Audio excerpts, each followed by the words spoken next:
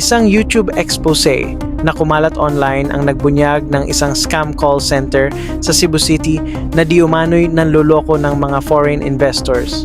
At guess what? Within days after ma-upload ang video, mismong pulisya at local government officials ang kumilos para ipasara ang operasyon.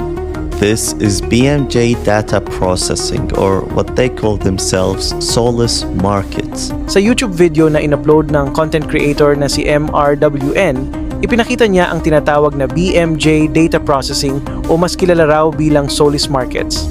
Sila raw ay nag-ooperate mula sa ikalawang palapag ng Gallery Building sa Cebu City.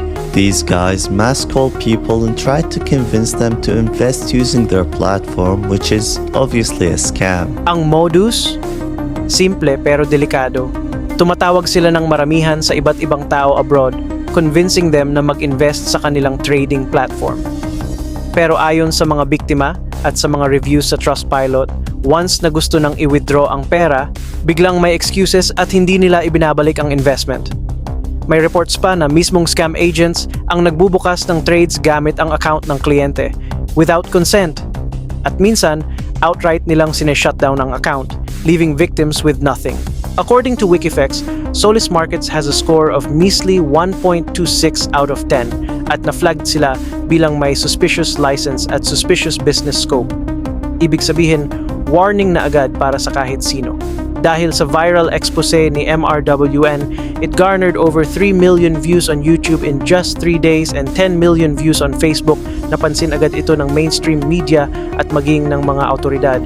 Representatives of the Cebu City government together with police conducted a joint inspection at this business process outsourcing office located in a commercial building in Barangay Kasambagan on Monday. The inspection was prompted by a viral video showing call center agents of this BPO allegedly defrauding foreign nationals. Hello, Mr. Yes, hello, how are you? Hi, this is How are you? News outlets tulad ng Daily Mail at Cointelegraph nag-cover din. Matapos nito, nagsagawa ng joint inspection ang Cebu City government at local police. At doon na nga na-raid at pinasara ang call center. The agents allegedly persuade victims to invest in a fake AI company. Their victims are from outside the country. They were scamming persons in South Africa. It's an investment scam. They ask people to invest in an AI application of sorts or in an AI company of sorts. In the uploaded video, employees can be seen fleeing the office upon realizing their operation had been busted. Lumabas pa na wala silang business permit at nag-ooperate sila ng BPO call center nang walang lisensya. Isang show cause order ang ibinigay ng mayor's office sa mga building representatives na nagpaupa ng space. At makikita sa footage na maraming empleyado ang nagsitakbuhan nang mahuli silang aktwal na nag-ooperate ng scam. An initial investigation reveals the company lacked a permit to operate. The office has been ordered to shut down while the mayor's office has issued a show cause order giving the office management 72 hours to provide an explanation. Hindi siya talagang legit na office. Regular operational inspection na po. Parts investigation. Wala po tayong ginalaw na kagamitan dito or binuksan na ng mga aparato dito. Makikita natin dito may mga personal na gamit pa rito na naiwan yung mga empleyado nila, so parang nagmamadali. Dagdag pa rito, ang Department of Information and Communications Technology, DICT, naglabas ng warning. May mga scam hubs daw na nagpapanggap bilang lehitimong BPO companies.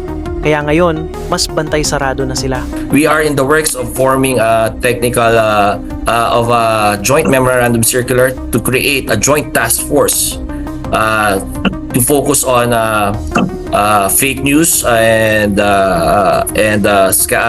troll farms, on illegal online gambling and online scams. Binibigyan namin ng pagkakataon na linisin ang kanilang pangalan, kung sila'y walang kinalaman. The DICT is also monitoring reports that some scam hubs are pretending to be BPO companies to avoid scrutiny. But we are monitoring several BPOs.